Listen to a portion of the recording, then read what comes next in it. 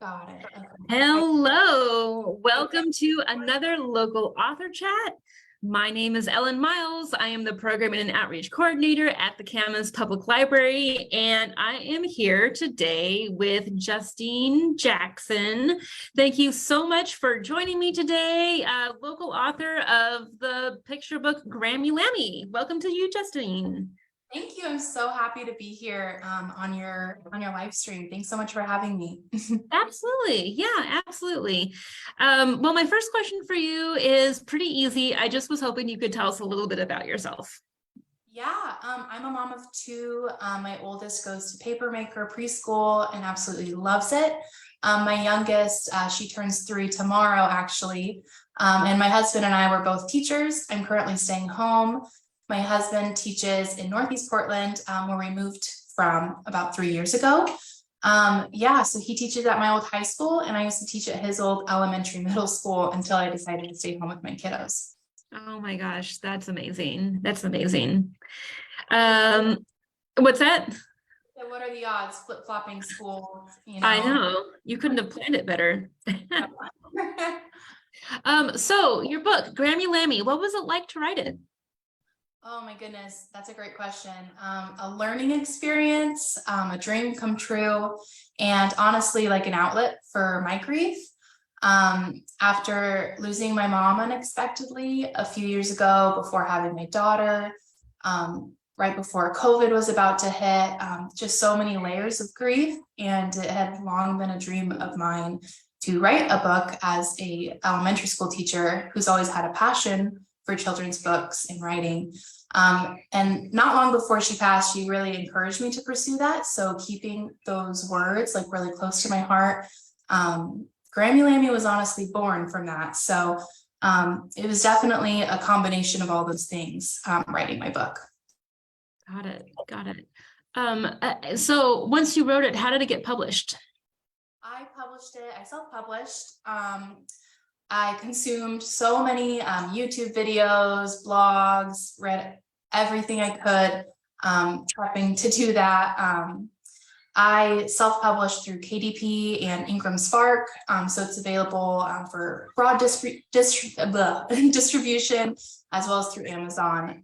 Yeah, so that's how I decided to go the route. That's great. Did anything surprise you during that whole process? Yes, I feel like I guess the upfront cost of a lot of things, like I didn't initially, like, I wasn't as aware of all the little costs, I guess, that kind of accumulate when self-publishing, all the different little expenses or big expenses.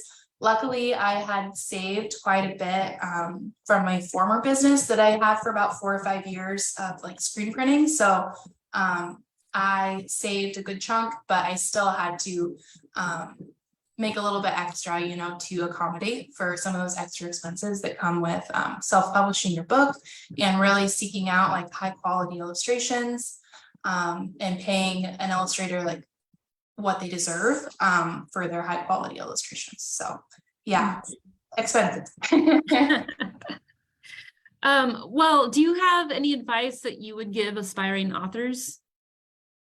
Yeah, my advice is if it's your dream, do it. I feel like we are so fortunate to live in a time where information and just like, I don't know, it's just so accessible as far as like everyone's sharing their experiences on self-publishing and different routes and information, and all of that is literally at your fingertips. So if it's your dream, just do it. You can do it. Like, honestly, writing a book has been a dream of mine for as long as I can remember, but it was one I never knew if it would come to fruition until just different things fell into place for that. But it really is, there's so much information out there, and you can do it if you really want to do it. So go for it. That's really good advice. Yeah. Do you have a favorite book that you like to recommend to people? Oh, that's such a hard question. It's so hard. Honestly, I'm currently, I feel like, in a season where I read a plethora of kids' books to my kids. I love kids' books. So if I had to recommend a kid's book right now, I have been really liking anything, obviously, with like beautiful illustrations I'm always drawn to. Some of them that have been my favorite recently, anything by like Phoebe Wall, or there's this really cute book I just read with my daughter called My Friend Loonie, which has a similar theme to my book. It's about this kiddo who makes all of these wonderful memories with his balloon, and when it's gone, he just experiences through the book a lot of grief, and finds that, like, I don't know, the memories just pop up eventually and bring him so much joy, and it lives on in his memories. And that's a similar theme to mine. So the illustrations are really beautiful, and that's by Nina LaCour. So it's a really beautifully illustrated book with an important concept. And I feel like books like Grammy Lamby and My Friend Loonie, and I feel like are just so needed right now in a time that is just overly saturated in grief, it feels like, especially for when you have to have that conversation with little ones. It's a very difficult one. So having a book as a tool is such a wonderful way to start that conversation. Yeah, so those are some that I'd recommend. Great, great. And I'll link those in the show notes when we put this on YouTube so people can find them. So we did have some questions from the audience, and Harrison from Washougal asks, now that the book is published and done, is there anything you would have done differently when writing the book? Ooh, is there anything I would have done differently? Can that apply to just like the whole process of like, okay, great. There were a lot of things that, like, after doing the book, I wish I would have like been more aware of, like in the beginning. There was like, so it was my illustrator's first book that she published as well. And we got like 2 illustrations in before we realized like the sizing of her images was just not going to work with the size of our book. And so we had to like really reframe things with that and kind of start from scratch after 2 images, which was difficult and just a learning experience all around. I guess just that one was a big one that just instantly came to my mind. It's just being really set on your trim sizes. Yeah, that'll be super helpful down the road. Man. Yeah. Also, it is very much worth it to hire someone to format your book if you're self-publishing. I am someone who is just a creative at heart, and like with computer stuff, sometimes it just really gets under my skin, you know, if I can't figure something out. Having someone who is very techie or knows what they're doing as far as getting like the file sizes correct and making everything the right formats, it's totally worth every penny to hire someone who knows all of that. Like, it was definitely worth it, in my opinion, if you're looking to self-publish. Great. Well, Evie from Camus actually has a question that kind of touches on what you just talked about. She wants to know if you'll be working with this particular illustrator again. That's like my dream. I honestly, so she lives in Sisters and we work incredibly well together. We have, we're in similar places in our lives and just very understanding of that sometimes things pop up with little kiddos and you need to take a little bit of a break or life happens. And she actually lives very close to where our family vacations a lot. So, which is in Bend.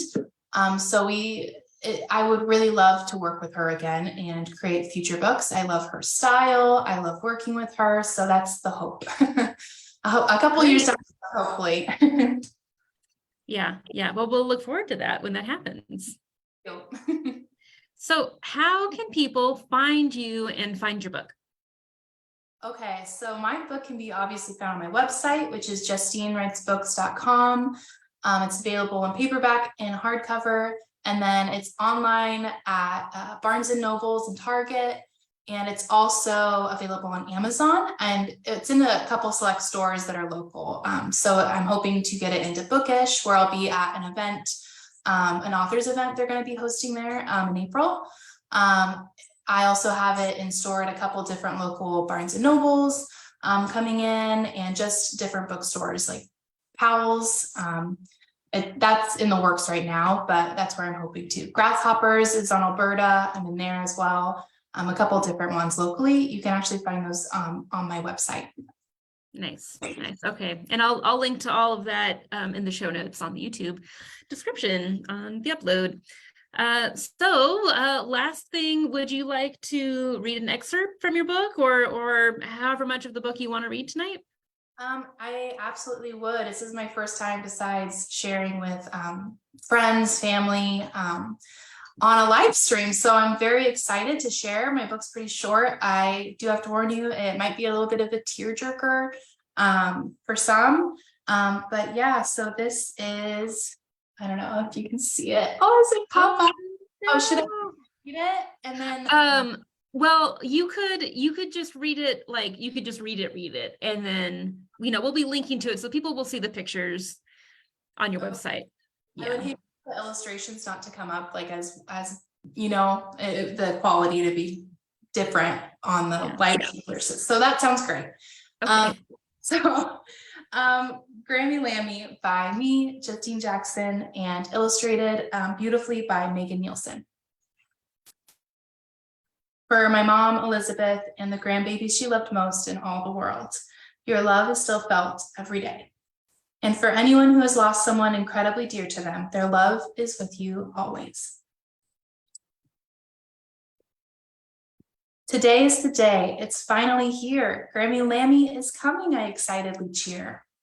I get up and stretch, a big grin on my face, then I leap down the hall at the speediest pace. I dash to my mama and start to explain plans for Grammy and me, but her eyes fill with pain.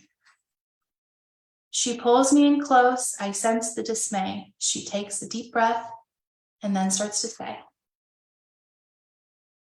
Grammy Lamby can't complain. Grammy Lamby's gone away, but Grammy Lamby's always near, even when she's not right here. You may wonder, where did she go? We all have ideas, but only those we've lost know. But Grammy Lamby's in your heart. Her love for you will never part. She lives on through the love she left. Her time with you was her greatest gift. Grammy Lamby can still be found. Her memory is all around. From the gifts she gave to the giggles you shared, Grammy's love is still everywhere. And when missing her feels too much to bear, know that feeling sad shows the love you shared. Grammy Lamby feels this too and would give anything to be with you. So on those days it's feeling tough, know that no time would ever be enough. Take a deep breath and remember the love, and know Grammy's proud and watching over from above. And then there's a frame in the back for you to put a 4x6 picture of your loved one, and a spot to write your most precious memories. And above that it says, your loved one's spirit is like an ember. It glows brightly when you remember. What are some of your favorite memories together? Tell them to your loved one here. Thank you for listening. Yeah.